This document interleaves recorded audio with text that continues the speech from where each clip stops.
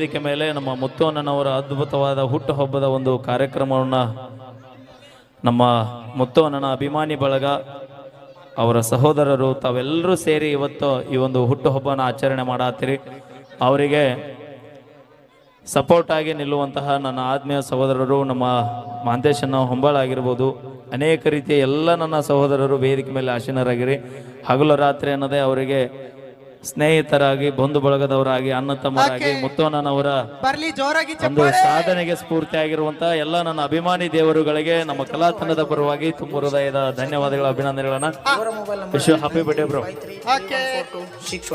ನಮ್ಮ ಮುತ್ತು ತಮ್ಮನಿಗೆ ನನ್ನ ಕಡೆಯಿಂದ ಹುಟ್ಟುಹಬ್ಬದ ಆರ್ಥಿಕ ಶುಭಾಶಯಗಳು.